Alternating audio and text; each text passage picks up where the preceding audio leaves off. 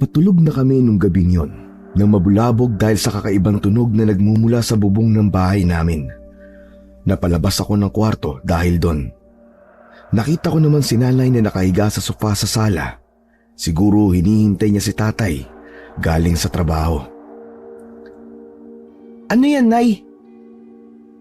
Sila ba yan ulit? Huwag mo nalang pansinin, Israel. Mabuti pa'y bumalik ka na lang sa pagtulog mo. Mga ilang gabi na rin kasi kaming ginagambala ng mag-asawang aswang. Buntis si nanay kaya ganun na lang ang pagnanais nilang makapasok sa bahay namin. Wala si tatay kaya matapang sila. Paano po ako matutulog nito, Nay? Kung maririnig ko sila dyan sa bubong natin, paano ko po ipipikit tong dalawang mata ko kung pinagpapawisan ako sa takot? Titigil din sila. Ang mahalaga, hindi sila makakapasok sa bahay natin, anak. Inasan po ba kasi si tatay? Ba't hanggang ngayon hindi pa rin po siya umuwi? Ang tagal naman niya. Maya-maya ay nandito na rin ang tatay mo. May dinaanan lang siguro yun. Ay, ang tatay talaga oh. Bakit kasi siya nagpapagabi? Buntis pa naman po kayo. Hindi po ako makakatulog na hanggat narinig ko po sila dyan sa bubong. Baka kasi bigla sila makapasok dito tapos tulog ako. Sino po ang tutulong sa inyo kung sakali? Pinakita naman sa akin ni nanay ang katabi niyang bulok na gawa sa tanso. Ito ang tutulong sa akin, anak. Subukan lang nilang pumasok sa pamamahay ko nang malaman nilang hinahanap nila. Aba, ang ganda niyan, Nay ah. Gawa sa tanso yan, di ba? Balita ko, pinasadya pa yan ni tatay sa isang panday. Tapos may basbas ng isang albularyo. Tama ka, Israel. Itong gulok na to ay pinasadya pa talaga ng tatay mo para lang sa mga aswang. Kaya kung ako yung aswang, aalis na ako at hahanap na ako ng ibang bibiktimahin.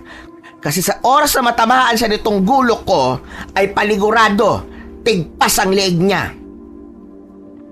Maya-maya pa, ang dalawang aswang na pinariringgan ni nanay sa itaas ng aming bubungan ay hindi na namin naririnig. Siguro nga ay umalis na sila dahil nasindak na sa mga sinabi ng nanay ko. Nay, ayos ah. Mukhang gumana yung pagpaparinig mo ah. Parang umalis na sila sa bubong. Tahimik na Wala nang kumakalampag. Napatawa na lang kami ni nanay pero ang sabi niya sa akin ay wag daw kaming maging kampante. Kasi ang mga aswang daw, kapag may gusto silang kunin, talagang kukunin nila. Hindi sila titigil hanggat hindi nila nakukuha ang sanggol sa sinapupunan ng nanay ko. Maghahating gabi na nang si tatay ay umuwi. Nakainom siya at galing daw siya sa birthday ng kumpare niya. Kaya nagtalo sila ni nanay. Pasensya ka na, Lusing. Alam kong hindi ko dapat ginawa yon kasi buntis ka. Alam mo pala kanina, nandito na naman yung mag-asawang aswang. Mabutit hindi kami pinasok dito. Dahil kung nagkataon, baka nakuha niya na tong anak mo sa tiyan ko. Sige na, kasalanan ko, Lusing. Kasalanan ko. Hindi na mauulit, pangako. Sa baryo namin ay laging may mga nangyayaring kababalagan. Katulad na lang ng mga alagang hayop na natatagpuan na lang na warak ang tiyan at wala ng laman loob. Minsan naman ay may mga bata ring nawawala at ang siyang usap-usapan ay aswang daw ang dahilan. Pero wala naman daw silang naipapakitang ebidensyang aswang nga ang may kagagawan ng lahat ng yon. Pero naniniwala ang aking pamilya sa mga aswang. Saksi ako kung paano kami guluhin ng mga ito. Halos gabi-gabi kasi ay nagpaparamdam sila sa labas ng bahay namin. At nagsimula lang yun nang mabuntis ang nanay ko. Minsan pa nga nang gabihin ako ng uwi ay may dalawang tao kong nakasalubong sa kalsada. Isang babae tapos isang lalaki.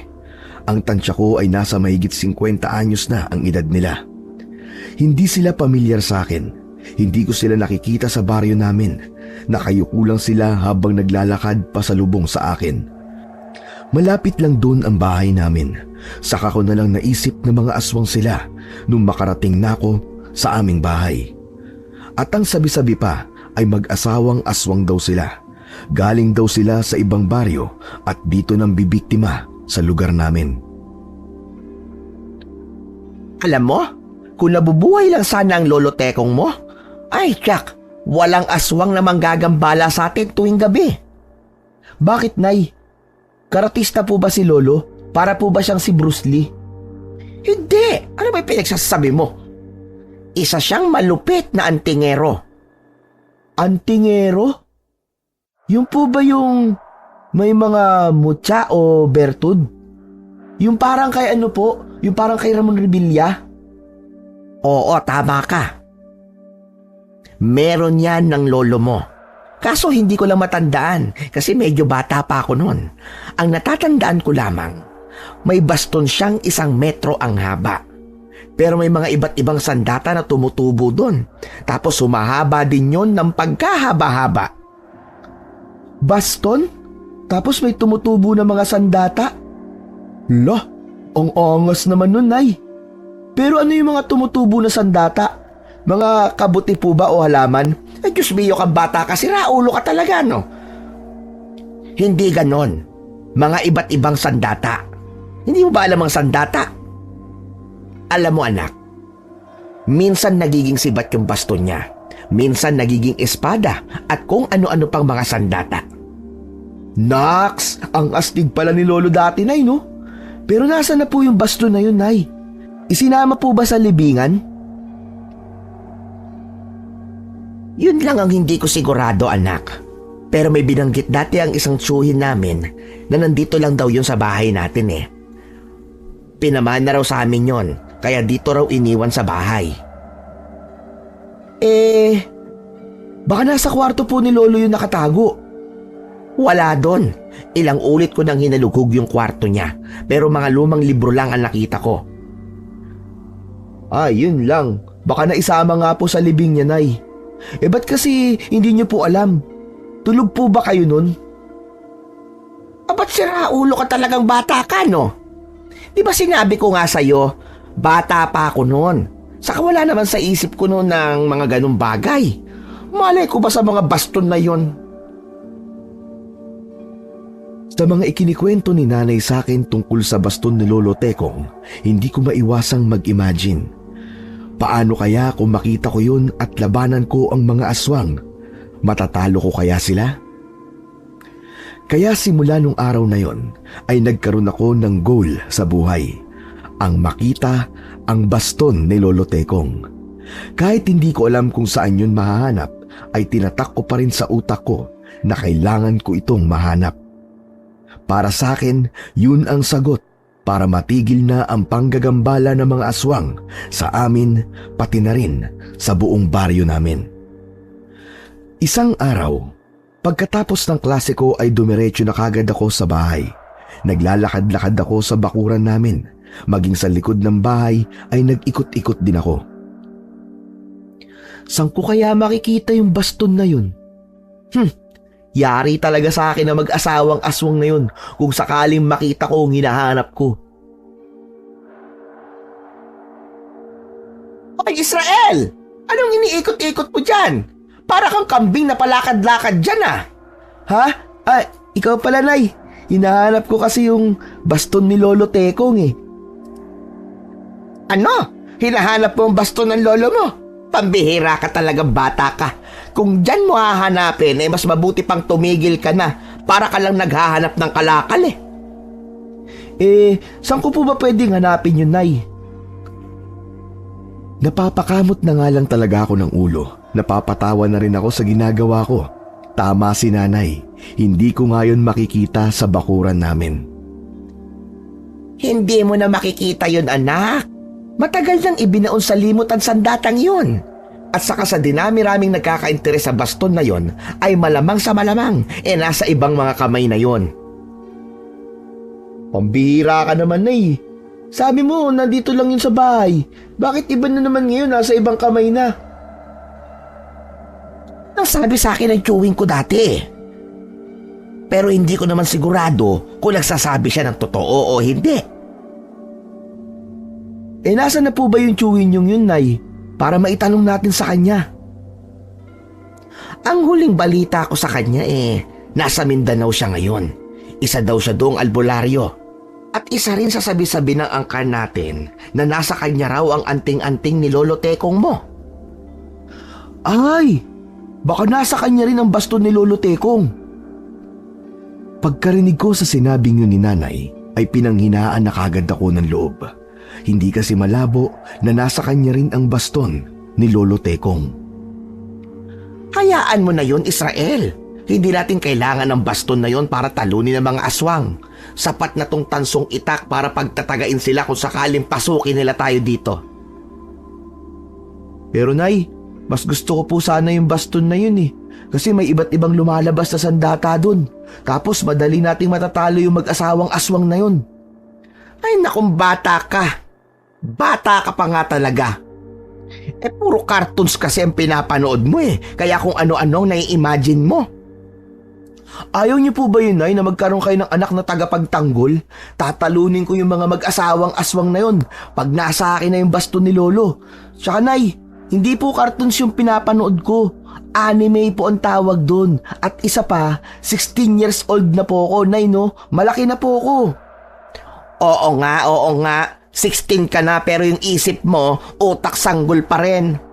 Mabuti ka isampay mo na lang itong mga nilaban kong kumot at magsasaing na ako. Nilapitan ko na lang si nanay at saka binuhat ang mga kumot na nasa palanggana. Ang sabi kasi ni tatay ay huwag siyang maglalaban ng ganoong kabigat na labahan kasi buntis siya. Pero ang kulit talaga ni nanay. Magpipitong buwan na kasi ang tiyan niya kaya ganun na lang ang pag-iingat ng aking tatay. Sana kaya yung baston ni Lolo Tekong? Sana makita ko na yun. Kahit sa pagsasampay ko ay baston pa rin ang tumatakbo sa utak ko. Pero habang nagsasampay ako ay bigla na lang may pumasok sa kawayang bakod namin. 2 kulay itim na aso. May kapayatan sila tapos may katangkaran din. Napansin ko agad ang kulay pulang mga mata nila. Nakalabas din ang mga matatalim nilang pangil at naglalaway pa. Nabitiwan ko tuloy ang kumot na dapat ay isasampay ko. Hindi kaagad ako nakagalaw na tila ba'y naribulto ako sa aking kinatatayuan. Walang ni isang salita ang lumalabas din sa aking bibig habang marahan silang lumalapit sa akin ay para naman akong binabaon sa lupa. Hindi ko magawang humakbang o kahit ilingon man lang ang aking leeg. Mabuti na lang noon ay biglang dumating si nanay. Tinawag niya ako at doon lang ako nakapagsalita. Israel! Ano bang tinatayo-tayo mo dyan? Tumakbo ka na! Bilisan mo! Ha? Aswang! May aswang! Bilis! Bilisan mo, Israel! Bilisan mo! Halos madapa-dapa pa ako sa kakatakbo. Nung malapit na ako sa pintuan ay agad akong hinila ni nanay. Isinara niya na ang pinto. Hingal na hingal naman ako habang hawak-hawak ang kumakabog kong dibdib. Ayos ka lang ba, anak?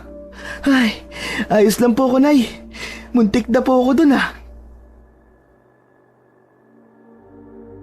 Sinarado namin ang lahat ng bintana at pintuan.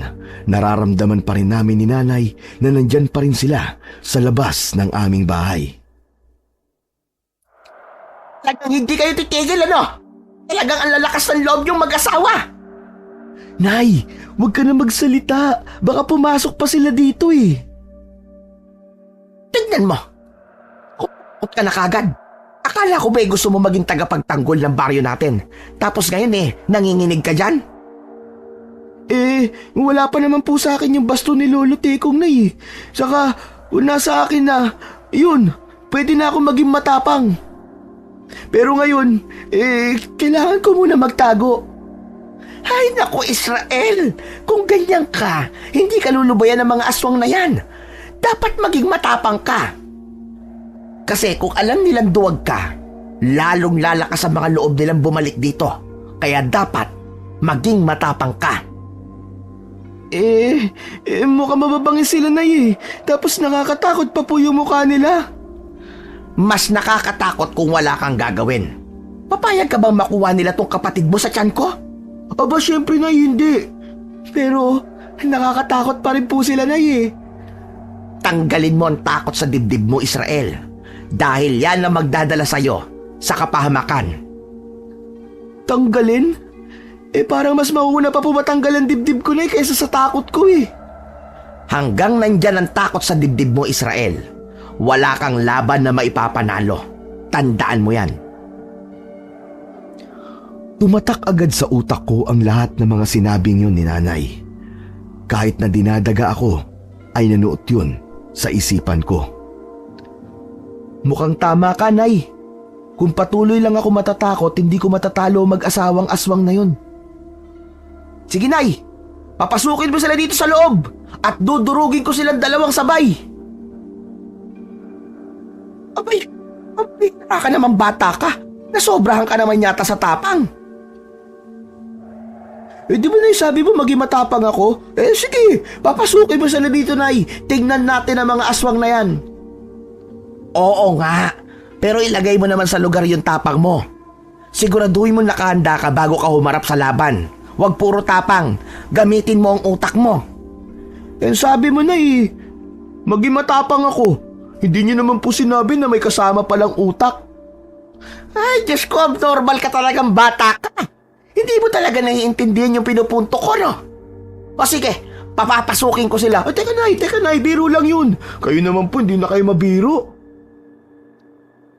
Mabilis ko namang hinabol ang kamay ni Nanay na nakaamba ng bumukas ng pinto. Sa totoo lang ay nagtatapang-tapangan lang naman ako, pero sa loob-loob ko ay umaapaw na ang takot ko. Oo. Akala ko ba papapasukin ko sila? Ba't bigla mong hinawakan ng kamay ko para di ko mabuksan ang pinto? Napatawa tuloy si Nanay. Ang sabi niya ay nagbibiro din daw siyang bubuksan niya ang pinto. Alam naman daw niya na wala kaming laban sa aswang, kaya hindi niya bubuksan yun. Nakuha pa talaga niyang tumawa sa gitna ng nakakatakot na sitwasyon. Tama nga si Tatay na matapang ang nanay ko. Nagmana daw siya sa kanyang tatay. Nay, bilib naman talaga ako sa inyo. Sobrang lakas po ng loob nyo. Hindi talaga kayo natatakot sa mga aswang na yan? Kaya nga lang sinabi ko sa'yo, wala ka maipapanalong laban kung may takot ka dyan sa dibdib mo. Sasagot pa sana ako sa aking nanay nang makarinig kami ng yabag sa itaas ng bubong ng bahay namin. Kaya sabay kaming napatingala. Nandyan yata sila sa bubong, Nay. Mukhang hindi pa sila umaalis. Maging alerto ka, Israel. Matatalim ang mga kuko nila. Kaya nilang yupiin ng yero at butasin. Tumango na lang ako kay Nanay at saka pinakiramdaman ang paligid. Paano ba naman kasi nag-uumpisa na namang tumulo ang pawis ko galing sa aking noo. Hindi ko talaga magagawang gawin ang gusto ni Nanay na maging matapang. Saan niya ba kasi ako ipinaglihi? Bakit ganito ako kaduwag? Nay? Oh, bakit Israel? Akala ko ba matapang ka na? Ba't ka namumutla dyan? Aba, para ka suka. Ha? Ano pong gagawin natin? Parang ano kasi, Parang ano? Parang may ihi po ko eh. Pambihira ka naman, bata ka, ngayon ka pa iihi. Huwag kang kabahan. At saka hindi naman ikaw ang puntirya nila, kundi itong kapatid mo na nasa tiyan ko. Napapalunok na lang ako ng laway. Hindi pa rin kasi tumitigil ang mga naririnig naming mga yabag sa itaas ng bubong. Maya-maya pa ay sumigaw na si Nanay. Sige! Pumasok kayo! Naghihintay tong itakong gawa sa tanso para talaga sa inyo to! Pagtatatagayin ko kayo!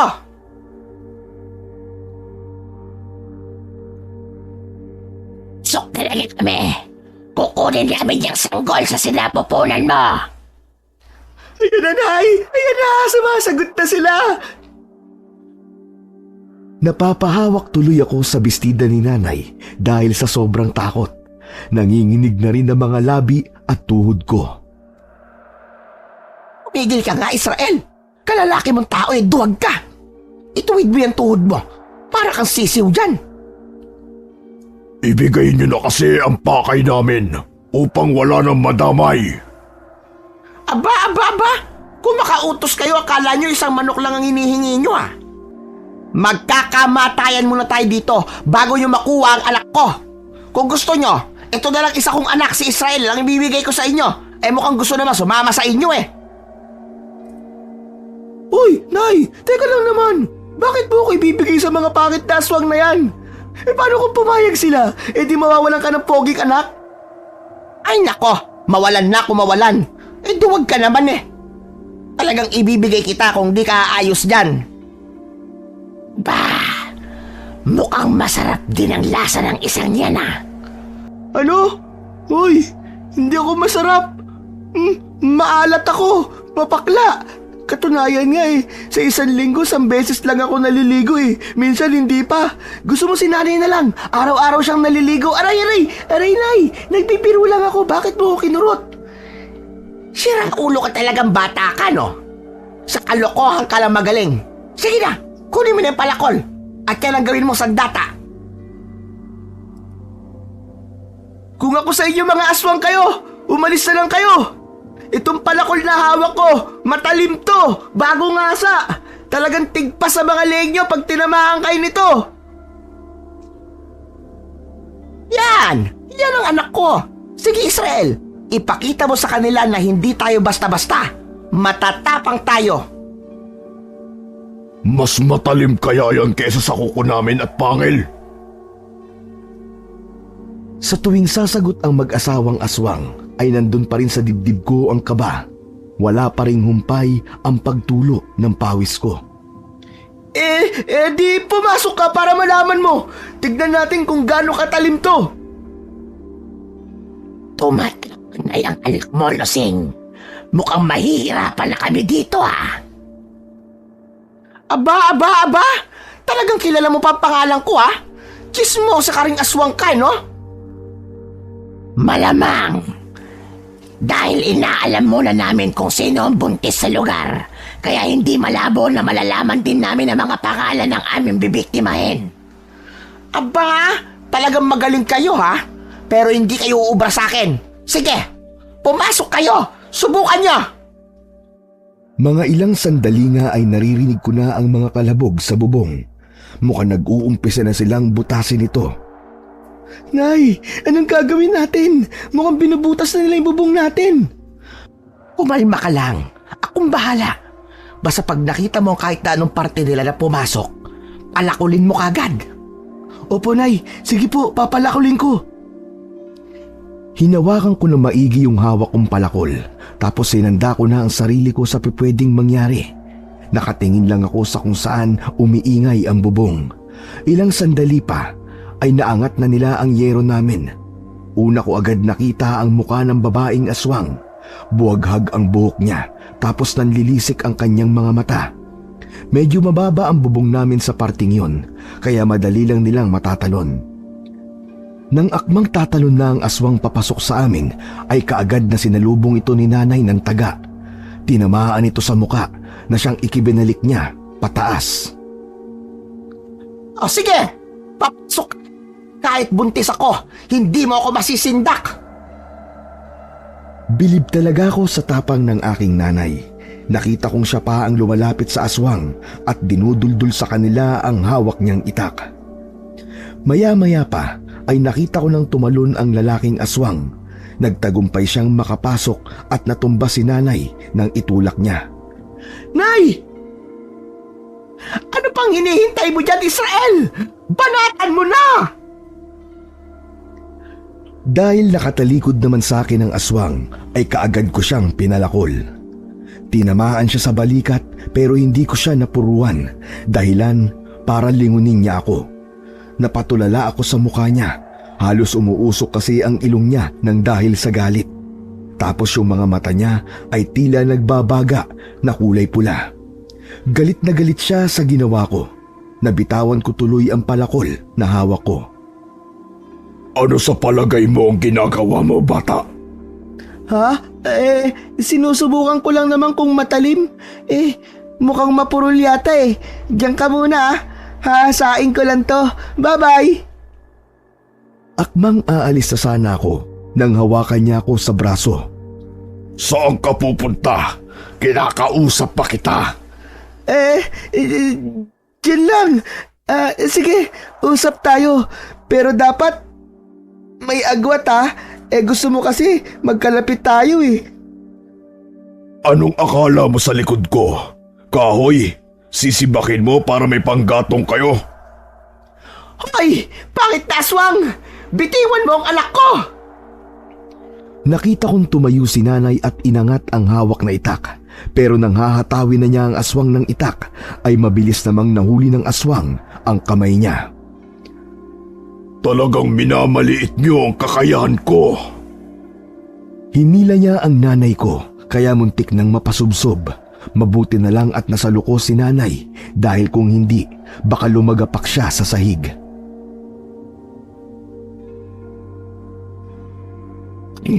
May paparating. Di mas maigi. Marami tayong pagkain.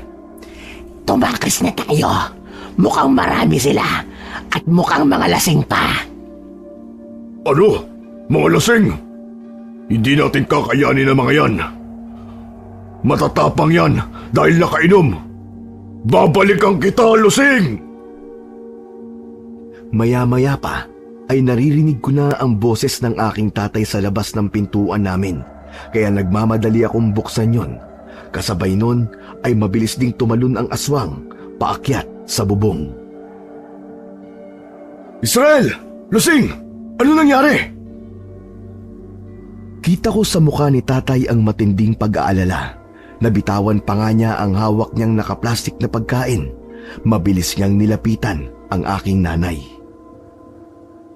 Tay, pinasok po kami ng mga aswang! Mga pare, tingnan niyo sa labas, dali! Mabilis namang kumaripas ng takbo ang mga kasama ni tatay. 4 silang kasamahan sa trabaho. Hindi naman sila lasing, mga nakainom lang.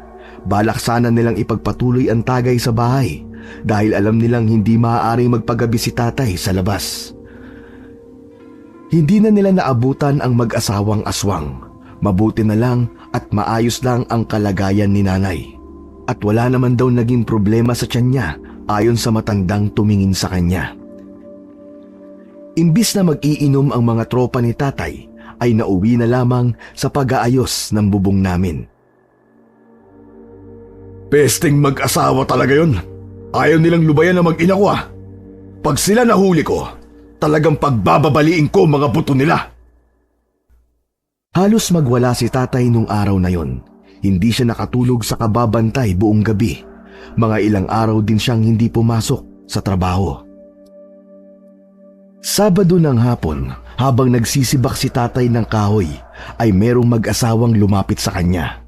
Nasa tansya ko ay nasa mahigit 50 anyos na ang mga edad nila. Nawawala raw ang kanilang kalabaw, pero duda na kami nun na sila ang mag-asawang aswang na palagi kaming nilulusob tuwing sasapit ang gabi. Hindi pa nga nakasagot si tatay nang magtanong sila ay nagsalita na agad ang babae. Yun lang kasi ang katulong namin sa bukid. Kung mawawala pa ang mga yon, hindi na namin alam kung saan kami kukuha ng lakas para makapagtrabaho sa bukirin. Mapit na agad kami ni nanay at saka nag-usisa. Pero napansin ko kagad ang mga tingin ng mag-asawa sa tiyan ni nanay. Hindi man lang umaalis ang tingin nila habang papalapit kami. Alam kong napansin din yun ni tatay. Kaya hindi pa nga kami tuluyang nakakalapit sa kanya, ay pinabalik niya na si nanay sa loob ng bahay. Lusing, pumasok ka sa loob at magluto ka na ng hapunan natin. Sawa mo? Ilang buwan ng buntis. Mukhang malapit-lapit na. Mukhang kabuanan niya na. Hindi siya sinagot ni tatay. Sa halip ay inulit pa niya ang tanong niya. Pero hindi pa rin umiimik si tatay at kinausap na lang niya si nanay. Sige na, Lusing! Magsaing ka na dyan! Hindi man lang ni tatay nililingon si nanay kasi ang dalawang mata niya ay nakatutok lang sa mag-asawang dumating. Ayaw pa rin kumawala ang mga titig nila kay nanay. Wala naman kaming napansin na may dumaang kalabaw dito o kahit na anong hayop. Kung meron man, ay agad naming ipapaalam sa barangay para naman ipaalam din sa inyo. Nakangiti pa rin naman si tatay kung kausapin sila. Si nanay naman ay bumalik na sa loob ng bahay. Ang paningin ng dalawang estranghero ay nakasunod pa rin kay nanay hanggang sa pumasok siya sa loob ng bahay. Pero maaari bang pumasok kami at makiinuman lang ng tubig? Kanina pa kasi kami nag-iikot, kaya nakakauhaw na. Hindi na kailangan pumasok. Israel, ikuha mo nga mga bisita natin na malamig na tubig. Dalhin mo na rin sa akin dito ang itak ko na gawa sa tanso. Medyo mapurol na kasi itong palakol ko kaya yun na muna ang gagamitin ko pagsibak ng kahoy. Mabilis naman akong tumango at saka pumasok sa loob ng bahay namin. Sinabihan ako ni nanay na mag-iingat kami. Dumampot ako ng asin at saka inilagay yun sa bulsa ko. Dala ang isang pitsil ng tubig at itak ay mabilis kong tinahak ang daan pabalik kay tatay. Tay, ito na po yung tubig. At ito na rin po yung itak nyo na gawa sa tanso. Tay, bagong hasa po yan. Tsak na putol agad na matatamaan yan. Napansin kong napalunok ng laway ang dalawa sa sinabi ko. Nag-aalangan pa nga silang tanggapin ang pitsil mula sa akin. Tinitigan naman ako ng lalaki ng matalim. Mag-ingat ka, bata. Baka masugatan ka niyan. Bakit naman po ako masusugatan? Sanay po akong hawakan to.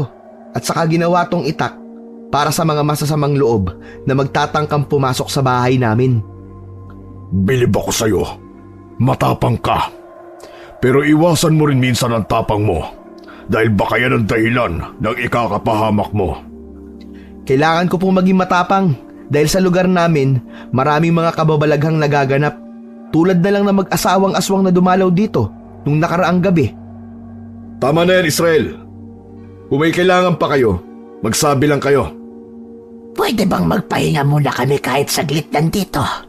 Napagod kasi kaming mag-asawa. Doon muna kayo sa maliit na kubo magpahinga. Sa bandang unahan kasi ng bahay namin ay merong maliit na kubo. Tinatambayan yun ng mga magsasaka kung anihan na ng palay. Sa labas naman yun ng kawayang bakod namin. Maraming salamat. Ngumiti sila kay tatay, saka nag-umpisang lumakad papunta sa kubo. Nang makaalis na sila, ay pumasok na kami ni tatay sa loob ng bahay. Ihanda niyo ang mga sarili niyo. Lusing, huwag mong tatanggalin ang luya sa katawan mo ha. Ikaw ang pakay nila. Ang tatapang talaga ng apog na mag-asawang yan. Tinaga ko na nga yung mukha ng babaeng aswang na yan eh. Akalain mong humilom agad. Bakit hindi na lang natin sila gulatin at pagtatagain, tay? Hindi maaari. Kailangan natin mag-ingat. Hindi sila basta-basta na mapapatay. Tinilip ko ang kubo sa bintana. Nakita ko naman silang dalawa doon na nakaupo. Nakatingin sila sa bahay na parang may masamang binabalak. Kung nandito lang po sana yung baston ni Lolo Tekong eh, madali natin silang matatalo. Anong basto na naman yan, Israel? Yung minsang ikinuwento ko sa'yo, yung baston ni Ama. Ikinuwento ko kasi sa kanya noong nakaraang araw. Sus, hindi totoo yun. Mga kwentong alamat lang yun eh. Walang ganun. Totoo yun, no? Ilang ulit ko ba sa'yong sasabihin na totoo ang kwentong yun? Sa katunayan nga eh, nasa tiyuhin ko ang anting-anting ng ama ko. Siya ang nagmana nun. Sinong tiyuhin? Tiyuhin mong albularyo? Si Alfonso? Oo, nasa Mindanao siya ngayon. Doon daw siya manggagamot. Oo na, sige na, sige na. Tama na nga yan. Ang dapat nating gawin sa ngayon ay mag-isip ng gagawing plano. Napasulyap muli ako sa kubo pero nanlaki ang mga mata ko nang hindi ko na sila makita doon. Tay, yung mag-asawa wala na po sa kubo. Nang sumilip na nga rin sila nanay at tatay ay nagulat din sila. Hindi na nga nila nakita doon ang mag-asawa. Nagbadali namang lumabas si tatay sa bahay. Nakasunod naman kami ni nanay sa likod niya. Nagulat kami nang makasalubong namin sila sa labas ng pinto. Bakit naman kayo pumasok dito nang walang paalam? Sa tonong yun ni tatay ay tila galit na siya. Maigpit ang hawak niya sa itak na tanso. Ako naman ay nakahanda na rin sa pwedeng mangyari. Nakapagdesisyon na kami mag-asawa. At ano naman yun? Balak namin kunin ang sanggol sa tiyan ng asawa mo. Agad na nagbago ang mukha nilang dalawa, parang isang mabangis na hayop sa gubat na gusto nang lumapa. Sinasabi ko na nga ba kampo ng demonyo ang mga ungas na ito. Israel, sabuyan mo ng asin! Mabilis kong dinukot ang asin na nasa bulsa ko. Agad kong sinunod ang utos ni tatay. Sinabuyan ko sila ng asin. Ano ha? Ano? Maapdi ba? Pinag-iitak naman sila ni tatay. Halos maghiwalay ang katawan nila sa tama ng itak. Tumalsik pa noon ang dugo nila sa damit at mukha ni tatay. Dahil sa gigil ni tatay ay halos hindi na makilala ang mga muka na mag-asawang aswang. Napatay namin sila at saka sinunog ang katawan. Hindi na rin namin ipinagsabi ang mga nangyari. Ayaw namin kumalat yun at gumulo pa ang aming buhay. Mga ilang linggo ring tumahimik ang aming buhay. Malaki na rin talaga ang tiyan ni nanay. Katunayan nga ay malapit na siyang manganak. Isang gabi, habang nagpapahangin ako sa labas ng aming bahay, maliwanag ang paligid dahil sa bilog na buwan. Ang akala naming matatahimik na kami ay siyang malaking pagkakamali pala. Ano kaya yan? Napapatanong ako sa sarili ko sa isang aninong tumama sa akin. Hindi ko gaanong naaaninag kung ano yung pinanggagalingan niya. Pero korteng tao ito na nakatayo sa tabi ng santol. Sino yan? Anong kailangan mo? Bakit nandyan ka? Nang marinig ako ni nanay, ay agad niya akong nilapitan. Sino ba yung kausap mo ha anak? Hindi ko nga po kilala na eh. Ayaw naman magpakita ng muka. Ayun po oh. Siya yun oh. Napatigil ako sa pagsasalita nang biglang hindi ko siya makita doon. Hala, biglang nawala. Diyan ko lang po siya nakita kanina, Nay. Nakatayo siya ron, katabi po ng santol. Ang mabuti pa anak, pumasok ka na dito. Gabing-gabi na. Naramdaman ko ang kaba ni nanay sa boses niya. Parang may pangamba sa dibdib niya. Kinabukasan ay may mga bakas akong nakita doon malapit sa tabi ng santol. Paayon ng isang tao, kaya lumakas ang kutob ko na may kababalaghan na naman na nangyayari. Sino kaya ang taong yun? At anong ginagawa niya dito kagabi sa ganung oras? Kung ano man, ay tsaka kung hindi maganda yun. Israel anak! Ano bang ginagawa mo dyan? Nay, tama nga ako. May mga bakas akong nakita dito. Bakas ito ng paa ng isang tao. Ipinaalam din yun ni inay kay itay, kaya nagdodoble ingat na naman kami. Aswang na naman? Walang katapusang aswang to taya. Ano yun? Unlimited? Di pa naman tayo sigurado doon, pero malakas ang kutob ko na isa sa mga kamag-anak na mag-asawang aswang na napatay natin yon. Kaya ihanda niyo ang sarili niyo sa anumang pagkakataon. Bumalik na naman ang kaba at takot ko sa dibdib. Kung maglakad nga ako pauwi galing sa eskwela ay halos takbuhin ko na pauwi. Si nanay naman ay hindi pinapabayaan ni tatay na mag-isa lang sa bahay. Dinadala niya ito sa bahay ng kumari niya sa bayan, tapos pag uwian naman ay dinadaanan na lang niya doon at isinasabay pauwi. Linggo ng tanghali, habang namumulot ako ng mga tuyong sanga ng mga punong kahoy sa likod ng bahay namin, ay may isang binata akong nakita sa labas ng bakod naming pasilip-silip sa loob ng bakuran. Kaya agad akong naghinala na baka isa siyang aswang na umaaligid sa bahay namin. Sino ka? Anong kailangan mo? Matatalim ang mga titig niya sa akin na para bang matindi ang nagawa ko sa kanyang kasalanan. Magbabayad kayo! Magbabayad kayo! Maya-maya pa ay lumabas na si tatay mula sa loob ng aming bahay. Sumunod na rin noon si nanay. Ano nangyayari, Israel? At sino tong lalaking to? Hindi ko rin kilala tay, pero malakas ang kutob ko na isa siyang aswang. Kung hindi niyo pa ako kilala, pues magpapakilala ako. Ako nga pala si Baldo, anak ng mag-asawang aswang na pinaslang nyo. At ngayon ay maniningil ako. Ano maniningil? Wala naman kaming utang sa inyo Nay, tay, may utang ba tayo sa kanila? Ewan ko dyan sa tatay mo, baka may utang siya. Hoy Pablo, may utang ka ba sa kanya ha?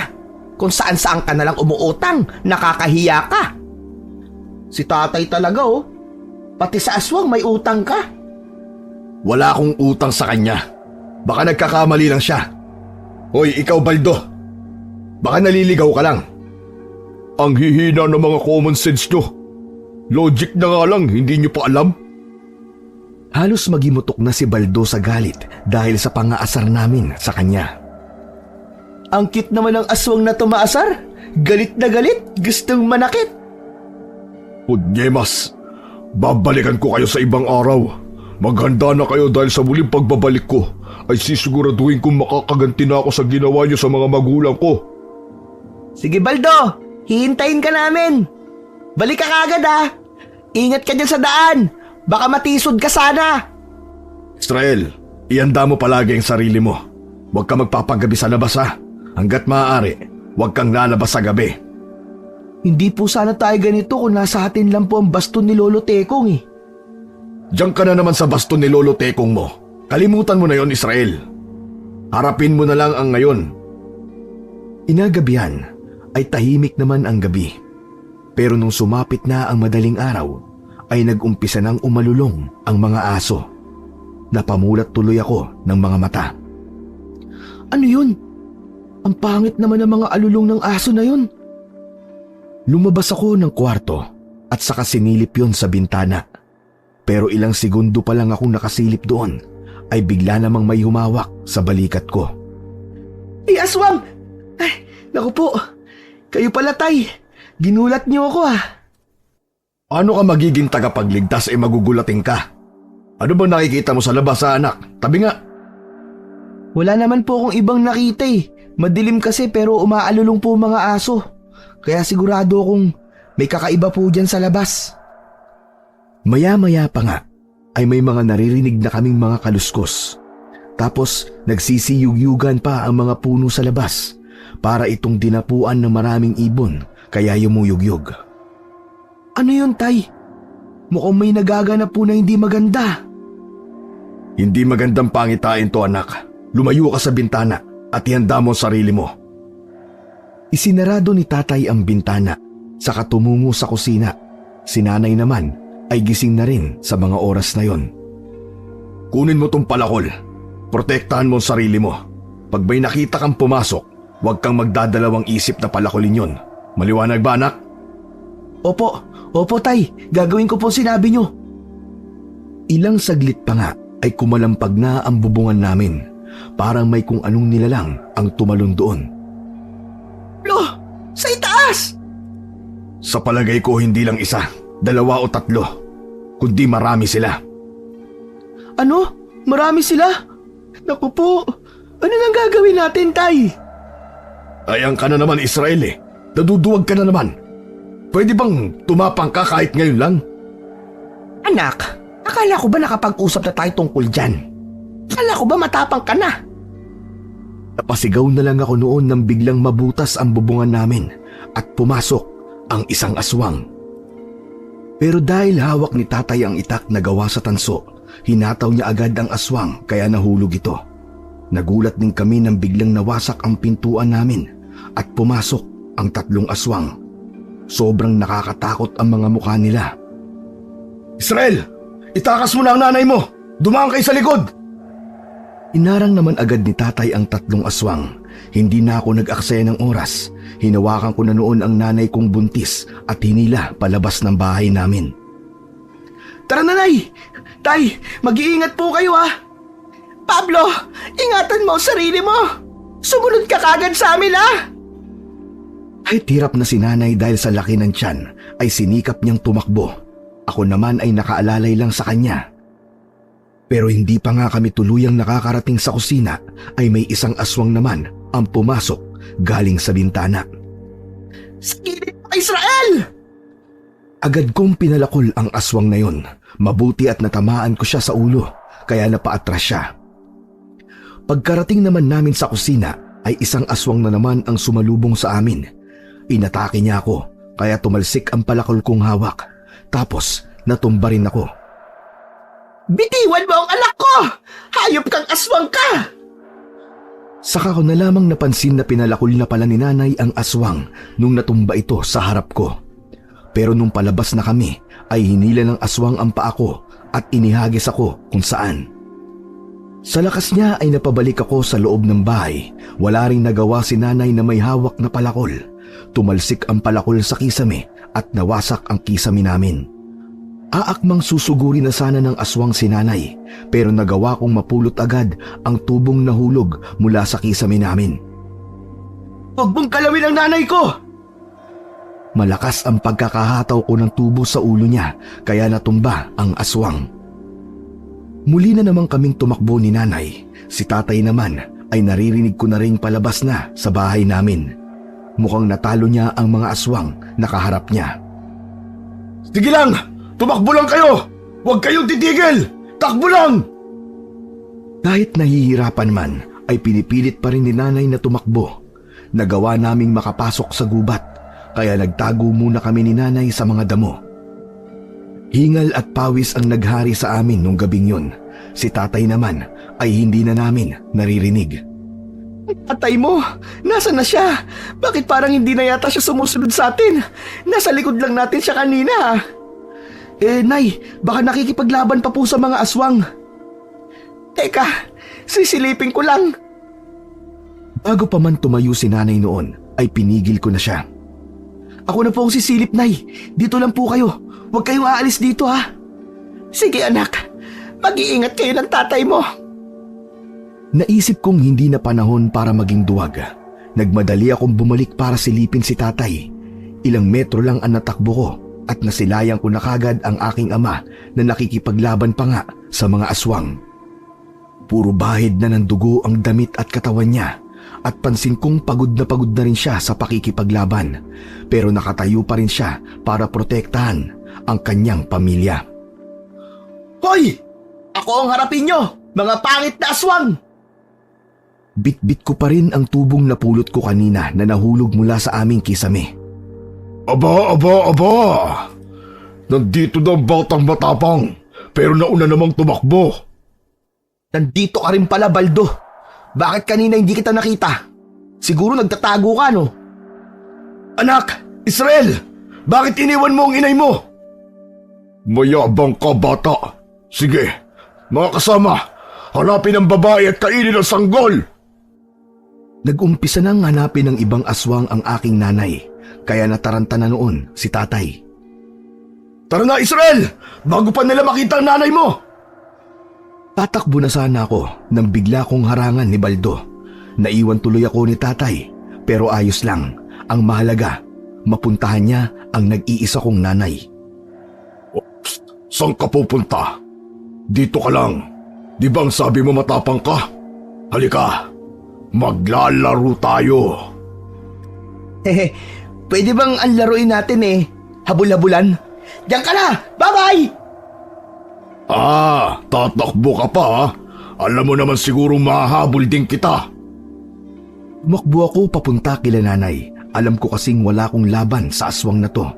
Isang kalawanging tubo lang ang dala ko na napulot ko pa kung saan. Hindi nito basta-basta mapapatay ang aswang. Hoy! Saan ka pupunta? Buwisit naman Ba't ang bilis naman itong tumakbo? Sumasali ka ba sa track and field, ha? Ano yan? Hindi ka na makakatakbo kasi masakit na ang katawan mo sa pagkakabalibag ko sa'yo. Ano nang susunod mong gagawin? Teka, isang laro pa. Pwede bang tagu-taguan naman ang susunod nating laruin? Hindi mo na ako maluloko, bata. Dahil ngayong gabi, magiging isa ka na sa magiging hapunan namin. Ha? Hapunan? Mag-uumaga na Ikaw naman Nagpapalipas ka naman ng gutom. Basta. Katapusan mo na. Lalo ngang nagalit si Baldo sa inasal ko. Kaya hinawakan niya magkabilang balikat ko at saka pilit na inabot ang aking liig. Pero itinulak ko siya ng buong lakas kaya nahihirapan din siya. Ay, lumayo ka! Ang baho ng hininga mo, Baldo! Hindi ka nagtututbrush! Bad breath ka! Dahil sa sinabi kong yun, ay mas lalo pa siyang nagalit kaya itinulak na lang niya ako ng malakas dahilan para matumba ko sa lupa. Ginagalit mo talaga akong bata ka. Nung aakmang susugod uli siya sa akin, ay pinalo ko sa kanya ang hawak kong tubo kaya hindi na natuloy yun. Tumayo ako at saka inayos ang aking sarili. Bakit ba ayaw nyo na lang bumalik kung saan kayo nang galing?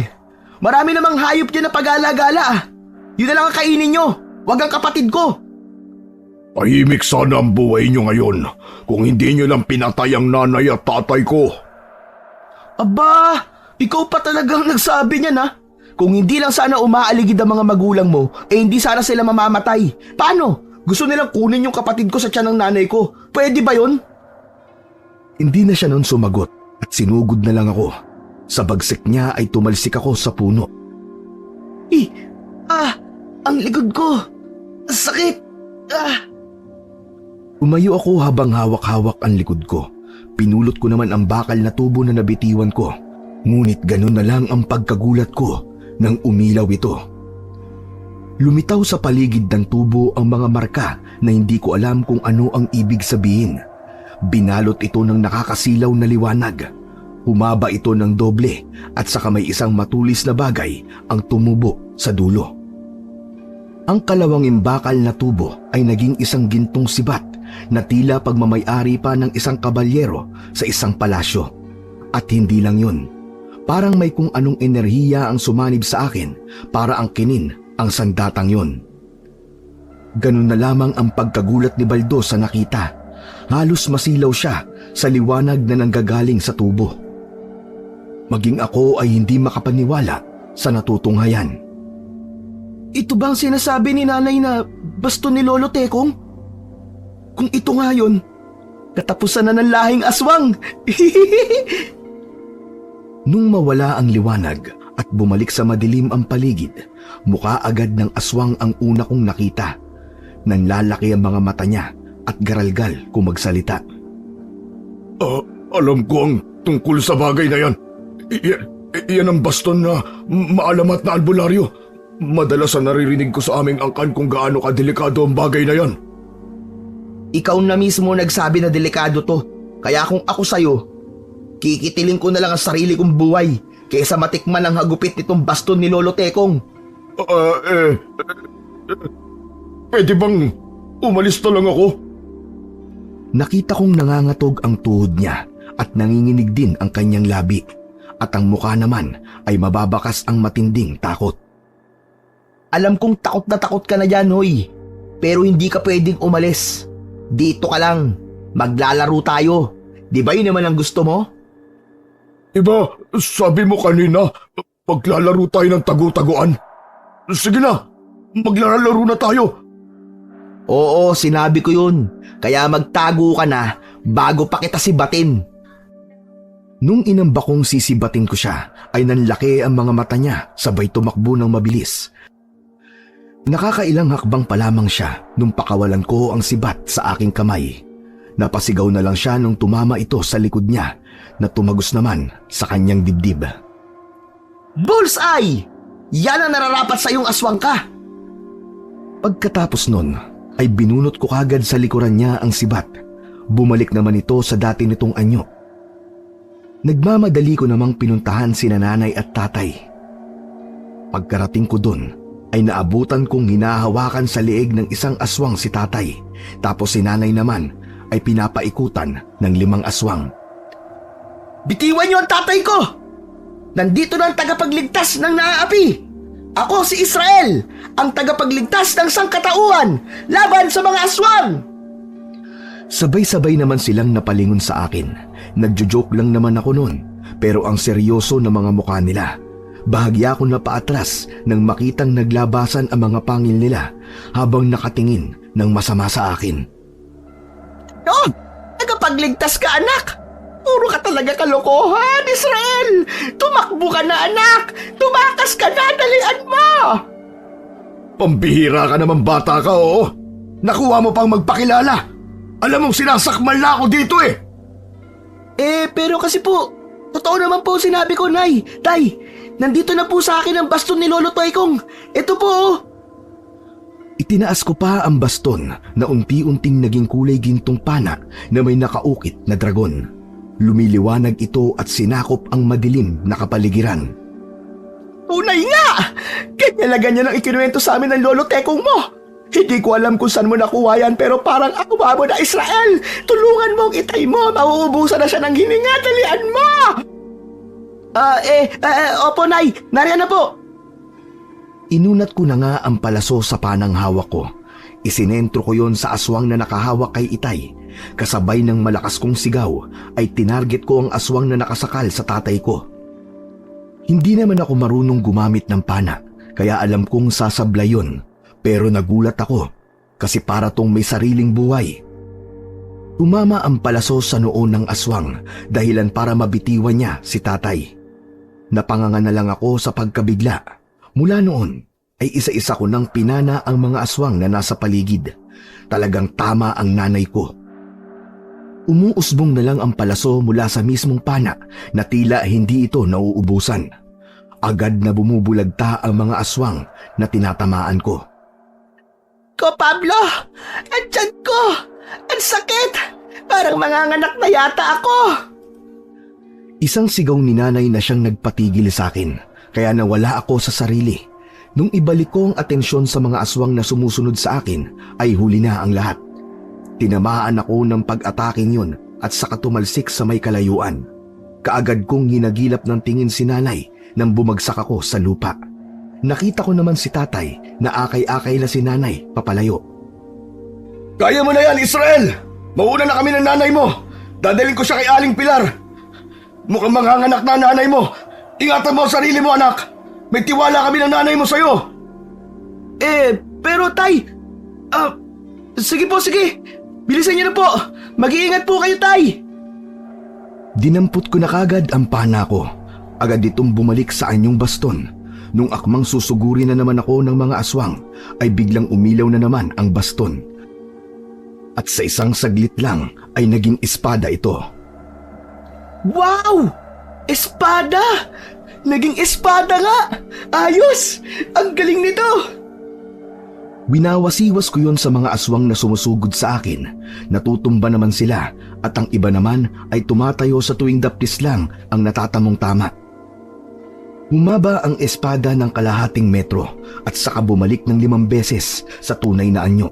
Sa pagkakataong yun ay mapupuruhan ko na ang mga aswang. Ang lapad na nito ah! Pero bakit hindi man lang dumagdag yung timbang? Tapos binabalot pa ng maiwagang liwanag? Aba! Mukhang mas malakas na to ngayon kaysa sa unang anyo nito. Hindi na ako nag-aksaya pa ng oras. Agad kong sinugod ang mga natitirang aswang at saka pinaghiwa ang katawan. Nung matapos ako sa kanila, ay agad na rin akong humabol kila nanay at tatay. Ang espadang hawak ko ay marahan na bumalik sa totoong anyo. Alam ko ang bahay ni Aling Pilar, kaya dumiretso na ako doon. Ilang minuto lang ang nilakad ko ay nakarating na agad ako sa bahay nito. Mag-isa lang ito sa buhay na nakatira sa dulo ng gubat. Ang trabaho niya ay magsasaka, pero paminsan-minsan ay nagpapaanak din siya.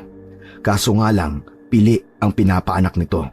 Kasi sa panahong yun ay pinagbabawal na ang pagpapaanak sa mga buntis sa mga kagaya niya. Madalas na patago kung gawin yun ni Aling Pilar. Agad akong kumatok sa pintuan para sana ay pagbuksan ako. Ngunit ilang ulit ko na yung ginagawa ay wala pa rin nagbubukas ng pinto. Aling Pilar! Aling Pilar! Tay! Nay! Dahil sa walang sumasagot sa akin ay nagpasya akong sumilip sa bintana at laking gulat ko na sobrang gulo ng mga gamit sa loob. Diyos ko po! Naloko na! Sinipa ko ng malakas ang pintuan para makapasok ako. Bumungad sa akin ang sirasirang mga gamit, mga wasak na upuan at lamesa. May mga tulo ng dugo din akong nakikita sa sahig, maging sa mga gamit na sira. Hindi maganda to! Tay! Nay! Aling Pilar! Dumiretso ko sa kusina at doon ko nakita ang bukas na pinto. Posibleng sinundan sina tatay ng aswang, kaya tumakas sila. Akala ko naubos na sila. Hindi pa pala. Mga peste talaga ang aswang na yon. Humanda sila sa akin. Sinundan ko ang maliit na daanan. Alam ko ang dulo nito, isang malawak na ilog na nag-uugnay sa dalawang bayan. Wala na silang pwedeng takbuhan kundi dito lang, sa ilog na ito. Nagmamadali na akong tumakbo para sundan sila. Tama naman ang hinala ko dahil may mga dugo akong nakikita sa damo. Kaya ko yun nakikita dahil pasikat na rin ang araw. Bago pa man ako makarating sa ilog ay ilang sigaw na agad ang naririnig ko. Sigaw yun ng aking nanay. Kasunod noon ay isang iyak naman ng sanggol ang narinig ko. Lumapit agad ako at nakita ko si Aling Pilar na nasa tabi ni nanay. Nakahiga naman si nanay habang katabi ang sanggol sa kanyang gilid. Nakahaplos naman si tatay sa kanyang noo habang nakatingin sa kapatid ko na nakangiti. Kapatid ko! Kapatid ko! Oo. Dahan-dahan lang anak. Baka matisod ka at madapa ka sa kapatid mo.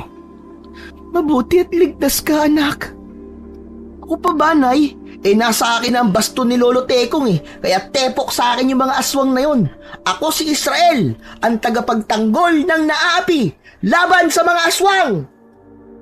Nagkwento sila sa akin. Kaya daw sila napadpad doon ay hinabol daw sila ng lider ng aswang na si Argut. Kilala daw yun ni Aling Pilar dahil minsan na daw niya itong nakaengkwentro. Mabuti na lang daw ay dumating noon si Lolo Tekong at iniligtas siya. Grabe pala si Lolo Tekong dati, Nay, no? Talagang literal na tagapagligtas. Sa palagay niyo po, Nay, mapapantayan ko kaya ang galing ni Lolo? Hindi lang mapapantayan. Mag-ensayo ka lang na mabuti at sigurado kung malalagpasan mo pa ang lolo mo. Talaga, Nay? Pero nasa na po yung pinuno ng aswang kung hinabol niya kayo?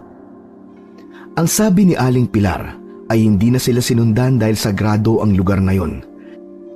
Hindi daw makakapasok ng basta-basta ang mga aswang sa lupa kung nasan si nanay ng anak. Dahil nung unang panahon daw, nung nabubuhay pa raw ang Lolo Tekong ko at ang mga kasama niyang albularyo, ay tinatag nila ang lugar na yon upang pagtayuan sana ng kanilang kuta. Kaso nung pumanaw ang Lolo Tekong ko ay hindi na yon natuloy. Pero may malalakas na dasal at ritual daw na inilagay ang mga albularyo doon, kaya takot ang sinumang aswang na makapasok sa teritoryong yon. Kaya nung atakihin sila ng pinuno ng aswang, ay doon sila dinala ni Aling Pilar. Pagkatapos nun ay umuwi na rin kami sa amin. Malusog na isinilang ng aking ina ang kapatid kong babae na pinangalanang Esmeralda. O Israel, tama na muna yan. Sinabi ko nang hindi pa nakakakita yan Kahit anong gawin mo ay hindi ka pa nakikita ng kapatid mo. Simula kasi nung makauwi kami sa bahay ay hindi ko na nilubayan ang kapatid ko. Paano ba kasi ay matagal ko na tong hinihintay ang magkaroon ng kapatid. Kasi Tay, ang cute-cute po niya Kamukha ka ni Kuya? Ha? Kamukha ka ni Kuya? O di ba tayo tinan nyo? Ngumingiti po siya tayo. Ngumingiti siya sa akin. Hindi ka pa niyan nakikita, anak. Hayaan mo. Ilang buwan lang makakausap mo na siya. Tapos ikaw na ang magbabantay sa kanya. Magsawa ka. Aba, opo naman, Inay. Gagawin ko po yun. Naalagaan ko po ang kapatid ko. Pero pag dudumi, Nay, ipapasa ko kay tatay, Aba, bakit sa akin mo ipapasa? Ikaw talagang bata ka, loko-loko ka. Kaya ikaw, baby, huwag kang gagaya dito sa kuya mo, ha? Loko-loko to. Loko-lokong gwapo. Nagsitawanan na lang kami nung araw na yon, pero isa lang ang bumabagabag sa utak ko, ang pinuno ng aswang. Sigurado ako na hindi siya papayag na hindi makaganti sa ginawa namin. Marami-rami ding mga kalahi niya ang napatay ko, kaya alam ko na pupuntiryahin niya ako. Pinaghandaan ko ang araw na yon. Nag-ensayo ko ng mabuti kasama ang baston ni Lolo. Walang araw na hindi ako nagsanay. Sinubukan ni nanay na padalhan ng sulat ang tiyuhin kong albularyo sa Mindanao upang iparating na kailangan namin ng tulong niya. Gayong nasa kanya ang agimat ni Lolo. Malaking bagay yon para puksain ang mga aswang sa lugar namin. Isang linggo ang nakalipas, payapa naman ang paligid namin. Walang nagaganap na kababalaghan, walang aswang na nagpapakita. Sa palagay mo, Tay, susugurin pa kaya tayo ng pinuno ng mga aswang? Ilang araw na po kasi hindi pa rin nagpaparamdam eh. Sa palagay ko, pinaghahandaan nila ang pag-atake, Israel. Dahil alam nilang nasa atin na ang baston ng lolo mo. Ha? Pinaghahandaan nila? Tay, mga duwag din pala mga aswang na yun, no? Puro lang salita. Sa tingin ko, hindi na sila babalik. Huwag kang pasisiguro, Israel. Ganyan ang mga aswang, nanggugulat, naghahanap ng pagkakataong umatake. Doon sa araw na mahina ka, doon sila susugod. Paano mo po nalaman ng mga bagay na yan, Tay? Aswang ka ba dati? Sira ulo ka talagang bata ka, no? Alam mo kasi, nung maliit pa ako, ay talagang talamak ang mga aswang. Albularyo laban sa mga mababangis na aswang, kaya medyo alam ko ang tungkol sa kanila. Ah, kaya. Akala ko naman isa ka ring aswang dati, Tay. Talagang papaluin talaga kita ng baston ni Lolo Tekong. Sige ka. Ay nako, manang-mana ka talaga sa nanay mo. Ang lakas ng tama sa utak. Tayo, malakas daw po ang tama niyo sa utak, sabi ni tatay. Hoy! Ano sabi mo, Pablo? Abay, halika nga rito at malaman mo yung sinasabi mo. Halika rito. Naku po, yan ang nga sinasabi ko eh. Ikaw kasi, pahama ka talagang bata ka. Nariyan na, mahal. Ang sabi ko, malakas ang dating mo. Ang sayang pagmasdan ng munting pamilya namin. Kahit napupuno ng mga kababalaghan at katatakutan ang aming buhay, ay masasabi ko pa ring masaya yun. Dahil nabubuhay kami ng magkakasama na may halong pakikipagsapalaran. Para bang nasa kwento kami ng isang pelikula at ini-imagine ko yun. At syempre, ako ang bida. Kinabukasan ay isang malagim na balita ang dumating sa amin. Si Aling Pilar daw ay natagpuan na patay sa kanyang sakahan. Walang sino man ang nakapagturo kung sino ang pumatay sa kanya. Malakas ang kutob ko na may kinalaman ng aswang dito, Lusing. Kaya ikaw, Israel, maganda ka na. Baka gulatin na lang nila tayo at sa panahon na yon ay hindi tayo nakahanda. Araw-araw po akong handa, Tay. Hindi ko inaalis ang basto na to sa tabi ko. Kaya subukan lang nila akong atakihin dahil malalaman nila ang hinahanap nila. Nakakalungkot lang na kailangan pang madamay si Aling Pilar. Napakabait pa naman niyang tao at marami siyang natutulungan dito sa atin. Sayang lang at kinuha ng aswang ang kanyang buhay. Kailangan na talagang wakasan ang kasamaan ng mga aswang na yan. Ipaghihiganti ko po si Aling Pilar, Tay. Sa oras na dumapo ang isa man lang sa mga aswang dito sa pamamahay natin, ay titiyakin kong hindi na yun makakauwi ng buhay. Huwag kang manggigil, anak. Baka yun pa ang dahilan para matalo ka. Hayaan mong sumugod sila dito. Alam kong nakarating na rin sa tiyo ko ang sulat na ipinadala ko sa kanya. Dumaan pa ang ilang araw, walang tigil pa rin ang pag-iensayo ko. Hinihintay ang mga aswang na lumusob, pero titiyakin ko na ihahatid ko sila sa lolo nilang si Satanas sa impyerno. Malakas ang loob ko dahil sa baston na hawak ko. Pakiramdam ko talaga noon ay isa kong superhero.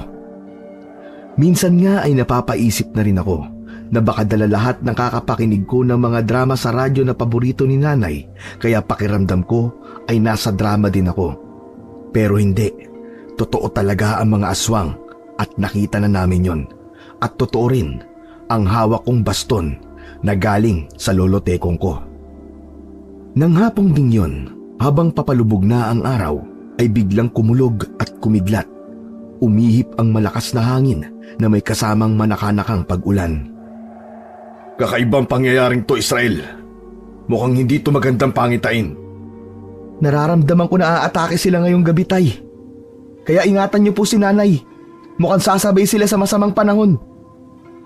Isang oras pa noon nang lumipas nang biglang magsisayawan ang mga sanga ng puno sa paligid ng aming bahay.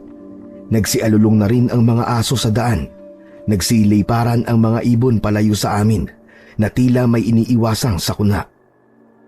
Ito na po ba yun, Tay? Hinigpitan ko ang hawak sa baston. Nakatayo ako sa harapan ng aming bukas na pinto habang hinihintay ang mga kalaban. Alam kong nasa paligid lang kayo. Ano ang gusto nyo? Ako pa ang susugod sa inyo? Sige, sumugod kayong lahat dito. Tignan ko ang tapang nyo. May kadiliman na rin ang buong paligid. Wala pa ring humpay ang mga kulog at kidlat na gumuguhit sa kalangitan. Isang malakas na kidlat noon ang tumama sa isang puno. Kasabay nun ay ang pagsitalunan ng mga aswang galing sa mga sanga ng malalaking puno sa aming bakuran. Ni hindi namin naramdaman na nasa paligid lang sila at naghihintay ng pagkakataong umatake. Biglang umilaw ang baston na hawak ko at naging pana ito.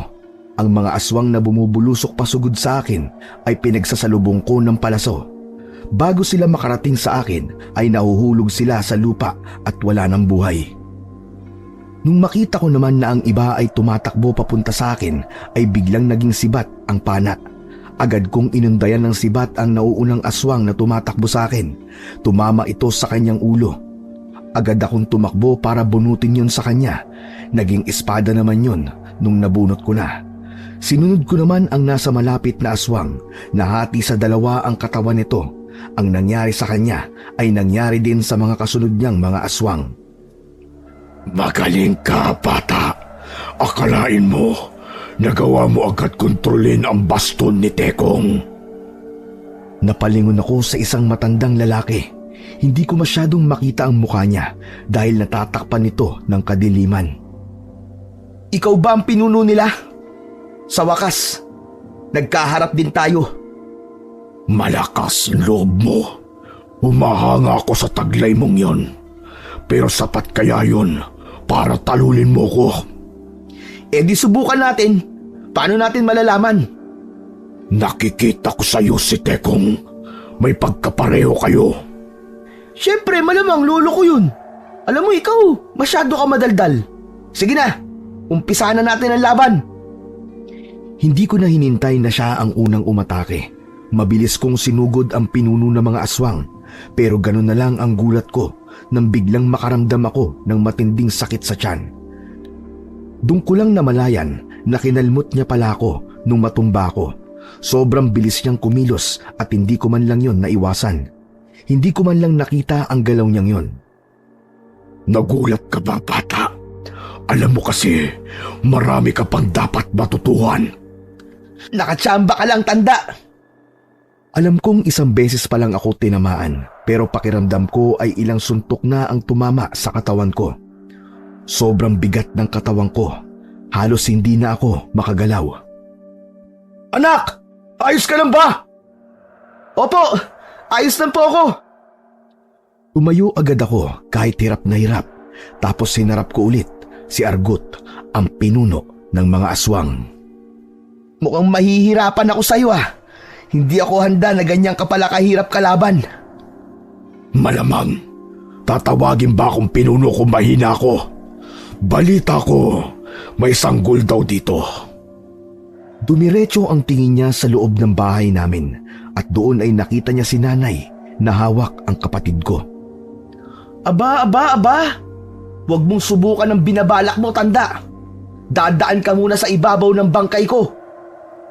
Pero imbis na sagutin ako, ay naglakad siya at saka nilagpasan lang ako. Hoy, teka sandali! Kinakausap kita! Hoy, saan ka pupunta? Ako ang kalaban mo! Doon ko napansin na hindi ko magalaw ng maayos ang katawan ko. Patuloy lang siya sa paglapit sa bahay namin at nakatingin lang ako sa kanya. Wala akong magawa. Nakaharang naman noon si tatay habang bitbit ang itak niyang gawa sa tanso. Pero alam kong walang panama yon kumpara sa pinuno ng mga aswang. Kaya sinikap kong habulin si Argut, ang pinuno ng mga aswang, at sa kabuong lakas ko siyang tinaga sa katawan gamit ang hawak kong espada. Pero naiwasan niya yon kahit hindi nakatingin. Mabilis niya akong nilingon at saka hinawakan sa braso sabay balibag. Tumalsik sa kamay ko ang espada, bumalik ito sa anyong baston.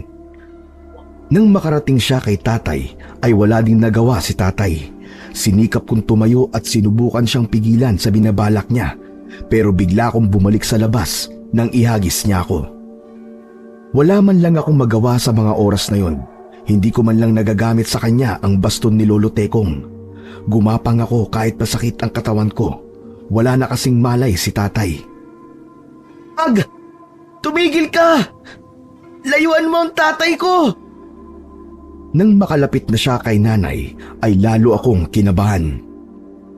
Tulala lang nun si nanay habang nakatingala sa kanya. Ako naman ay nanginginig na sa kaba. Kaba na baka anong gawin niya kay nanay at sa kapatid ko. Pero maya-maya pa ay biglang may isang matandang dumating. Para siyang isang ermitanyo sa kanyang suot. Mahaba ang buhok na kulay puti. Tito! Tumating ka! Tumalsik si Argut palabas ng bahay nung sugurin siya ng matanda. Kinilatis ko ang matandang lalaki nang sabihin ni nanay na siya raw ang tiyuhin niya. Matikas ang tindig niya, para lang siyang isang malakas na albularyo. Pero napatanong ako noon sa sarili ko kung makakaya kaya niya si Argut na pinuno ng mga aswang, gayong matanda na siya. Nagpalitan silang dalawa ng malalakas na atake. Halos magkasing lakas lang silang dalawa. Siguro dahil sa taglay na agimat ng matanda kaya nasasabayan niya ang pinuno ng aswang. Pero hindi sa malamang dahilan ay biglang tumalsik ang matanda sa lupa. Lumabas ang malapot na likido sa kanyang bibig. Tiyo! Mahina! Wala na bang mas malakas dito? Pinuntirya uli ng pinuno ng mga aswang ang nanay ko, kaya nagbadaling tumayo ang matandang albularyo at saka niyakap ng mahigpit ang pinuno ng aswang. Nilingon ako ng tiyuhin ni nanay at sumigaw na pagkakataon ko na raw. Hindi ko maintindihan ang sinasabi niya, pero nung makita kong nagpupumiglas ang aswang at hindi ito makawala sa pagkakayakap ng matanda sa kanya, doon ko lang naisip ang ibig niyang sabihin. Agad kong dinampot ang baston na naging sibat at saka mabilis na itinarak yon sa dibdib ng aswang. Binunot ko pa yon at saka muling ibinaon sa dibdib niya. Maya-maya pa ay umatungal siya ng malakas hanggang sa humina at tuluyang nalagot na ang kanyang hininga. Bumulagta ito sa lupa, patunay ng kanyang katapusan. Isang madugong labanan ang naganap nung gabing yon. Sa wakas ay natapos na rin ang digmaan sa pagitan ng angkan namin laban sa mga angkan ng aswang. Kailanman ay hindi talaga mananaig ang kasamaan laban sa kabutihan. Sa ngayon ay masaya kaming namumuhay dito sa Mindanao. Isinama kami ng tiyuhin ni nanay upang maging ligtas at malayo sa mga masasamang loob. Ngayon ay katuwang ako ng tiyuhin ni nanay sa panggagamot bilang isang albularyo.